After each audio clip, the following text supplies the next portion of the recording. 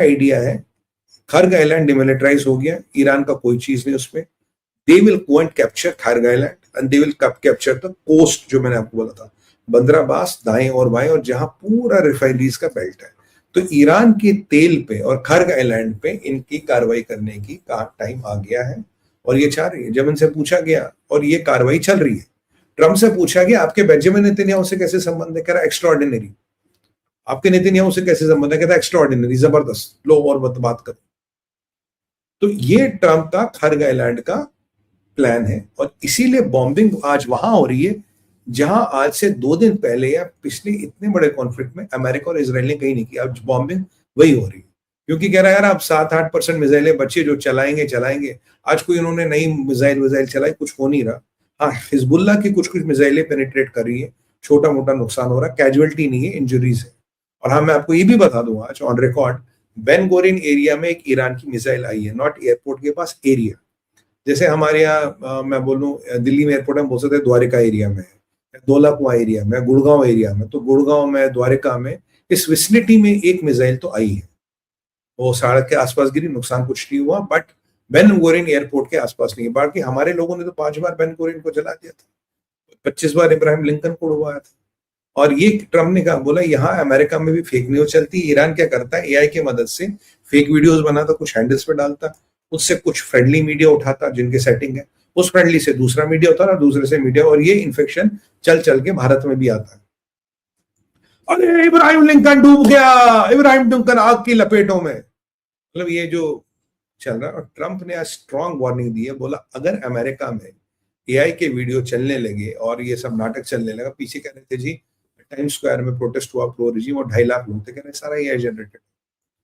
जैसे Benjamin Netanyahu को कल मार दिया एआई से, ये गिर गया, बंकर गिर गया, खंबा गिर गया, ये हो गया, वो हो गया। तो कह रहा है अब जो खेल करेंगे उनके लिए एक their licence will be cancelled and they will be tried for treason. अब ये खेल करना तो जेल जाओ भाई। उदिस जेडी वंस कह रहा अगर मैं जो सिचुएशन रूम में हुआ, अगर मैं उसके बारे में एक वर्ड भी बोलूंगा, I have to go to the prison. जब अमेरिका का वाइस प्रेसिडेंट प्रिजन जा सकता है, ये पत्रकारों को कौन सी इम्यूनिटी है भाई? Why they are so special? 25 बार इब्राहिम लिंकन को डुबा दिया, और सच वास्तविकता ये है, दुनिया का हर स्पेस सैटेलाइट इब्राहिम लिंकन और जेराल्ड फोर्ड को देख रहा है। अगर उसमें आग लग गई, पूरी दुनिया की गवर्नमेंट्स विल कंफर्म, हाँ जी इसमें आग लग गई। I don't know what they are trying to do, what they are trying to stock here and what this crap is about. ये एक प्रोपेगेंडा है, प्रोपेगेंडा की पराकाष्ठा है। और ट्रम्प कह रहा है मैंने टेस्ट कर लिया, मैं बहुत जल्दी अनाउंस कर रहा हूँ कौन कौन सी कंट्रीज मेरे पास आ रही है। तो आप मान के चलिए नेटो में क्रैक आ गया है, नेटो की बहुत वाट लगने वाली, नेटो टूटेगा या नए मेंबर आएंगे, पुराने जाएंगे। ये तैयब अर्दोगन का नंबर अब आएगा। अब आ गया खलीफा पहाड़ के नीचे, क्योंकि खलीफा ने भी बहुत इस्लाम किया, बहुत इस्लामी शिया सुन्नी भाई बिरादरी, बहुत खलीफा भी निभा रहा। अब खलीफा आएगा पहाड़ के नीचे। अब ट्रम्प का मुश्तबा को लेके क्लेम क्या भाई, ये सोशल मीडिया पे आ रहा है, ये सब ट्रम्प कह रहे मुझे लगता है मुश्तबा मर चुका है, मुश्तबा के नाम का पर्चा फाड़ रहे हैं। और ये न्यूयॉर्क टाइम्स में एक आर्टिकल आया था, और ये पूरे सोशल मीडिया पे वायरल, आप कहीं भी चेक कर सकते हैं। और न्यूयॉर्क टाइम्स के आर्टिकल में ये लिखा गया है कि अमेरिकन इंटेलिजेंस ने ट्रम्प को बताया मुश्तबा तो ये था, इसके तो अपने टीचर के साथ संबंध थे। अब मुझे नहीं पता क्या है क्या नहीं है, बट ये मैं आर्टिकल और सोर्स भी बता रहा हूँ कहाँ से आया। तो अब ट्रम्प कह रहा भाई ये तो मतलब जो है सामने है। तो और हाँ, ये कल ईरान के एम्बेसडर साहब कह रहे थे 15 दिन बाद मीट और ब्रेड के पैसे उधार मांगता है। अब वो सच है, सच है, दोनों में से एक सच हो सकता है। अब वैसे हमारा कोई मतलब नहीं है, पर ये being gay is punishable by death, उसका तो सर कलम होना चाहिए एज पर शरिया लॉ। और ये तो मुल्ला रेजीम है, यहाँ तो शरिया लॉ है, तो ऐसा ये तो सर तन से जुदा वाला क्राइम है। पता नहीं क्या है, ये तो अमेरिकन तो ये कह रहे भाई, और बाकी अमेरिकन तो खूब आनंद ले रहे। कह रहा भैया, इजराइल का डिफेंस मिनिस्टर कह रहा यार सब कुछ ठीक है, झलक दिखला जा, एक बार आ जा जा जा जा जा। क्या मतलब? अरे दुल्हन की झलक तो दिखला दो, एक आध फोटो वीडियो दिखा दो, मुश्तबा खड़ा है सिंगल पीस में, दिखा तो दो भाई। बेंजामिन नेतन्याहू के तो खूब फेक वीडियो बना दिए, पर एक बार ये तो दिखा दो मुश्तबा खड़ा है, सिंगल पीस में है, क्या नहीं है। और अब परिस्थिति ऐसी आ गई कि IRGC में 2 कैंप्स है। एक है कि खमैनियों के साथ ही जीना मरना, दूसरा कहना भैया हमें यही जीना है। इन दोनों में विवाद अब शुरू हो गया, ये भी अपडेट है। अब देखिए ये कहां तक जाता, क्या नहीं जाता, ये खैर बड़ा इंटरेस्टिंग प्रकरण यहां से हो रहा है। अभी बहुत मेरे पास अपडेट और मजा आने वाला है। अब लरजानी, अब क्या किया इन्होंने, लरजानी ने एक और तीर चला। लरजानी दिमाग का तेज है, पर खमेनी ने अपना सिक्योरिटी एडवाइजर किसी और को बनाया, लरजानी को नहीं बनाया। क्या लरजानी पे शक है? क्या लरजानी यहूदियों का दलाल है? क्या अमेरिका के सीआई के लिए काम करता? पता नहीं, कुछ भी हो सकता है। लरजानी कह रहा कि अब बहुत जल्दी ईरान 6 कमांडमेंट्स या 6 शर्तें लागू करे, इस जारी करेगा, जो सारी इस्लामिक मुल्कों को एज अ अपील और एज अ कमांडमेंट और एज अ गाइडिंग प्रिंसिपल जारी किया जाएगा। यहाँ उम्मत की ताकत का दुहाई दी जा रही है। और ब्रैड कूपर कह रहे सेंटकॉम के, कह रहा है इन्होंने 300 बार मुसलमान मुल्कों को ठोका है। इसराइल पे 200 रॉकेट ही चलाई है आज तक। आज तक 200 रॉकेट चलाई है कुल इसराइल पे। हाँ, खुर्रम शार चलाई थी, खुर्रम शार, वो खुर्रम शार वो जरूर चलाई थी। हाँ, 200 रॉकेटें चलाई है और कुछ ड्रोन्स चलाए, पर मुसलमान मुल्कों पे को 300 ज्यादा बार, more than 300 times they have put their rockets and missiles to them.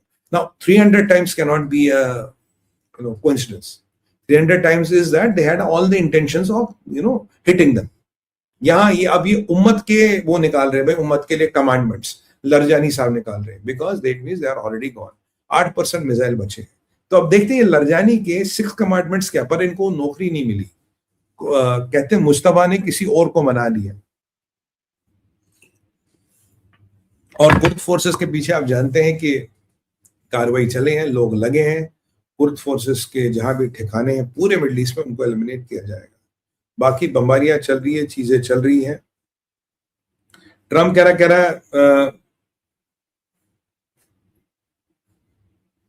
रहा ऑन अ स्केल ऑफ 10, अगर मैं फ्रेंच प्रेसिडेंट का रिपोर्ट देखो 8 है, मुझे 10 चाहिए। 8 वाला मेरे लिए फेल है।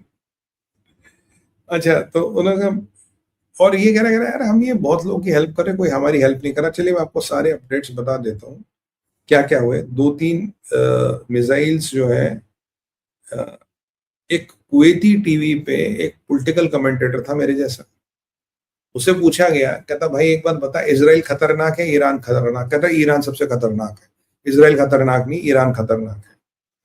ये बिल्कुल अब वायरल हो रहा है। ट्रम्प बिल्कुल सामने से बैटिंग करा, हिजबुल्लाह को निपटाया जा रहा है। और let me pull back some updates from you.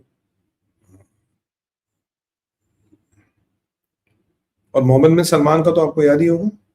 Mohammad bin Salman का जो इंटेल लीक हुआ है वो है कि मोहम्मद बिन सलमान कह रहे हैं कि भाई आप जाके, ट्रम्प से कह रहे हैं आप जाके ईरान की तबीयत से ठुकाई करो, हम नहीं कर पाएंगे, आप ईरान की ऐसी तैसी करो। मोहम्मद बिन सलमान ने ट्रम्प से कांटेक्ट एस्टेब्लिश करके कहा है कि साहब हम ज्यादा कुछ नहीं कर पाएंगे, आप इनकी तबीयत से ठुकाई करो, हमारा काम नहीं है, हम करेंगे नहीं, आप कर सकते हो, आप पे तो कोई जुर्म भी नहीं होता, आप पे तो कोई what you call rules are not applicable for you. चलिए मैं आपको, हाँ,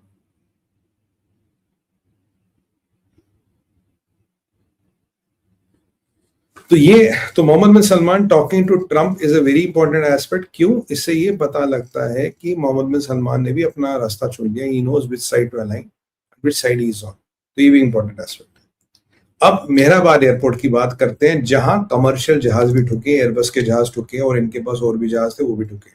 और मेरे को आपको बड़ा दुख होता है बताते हुए, जो मुल्ला रजीम का ऑफिशियल जहाज था जिसपे लिखा था ईरान वीरान, जो ऑफिशियल होता है ना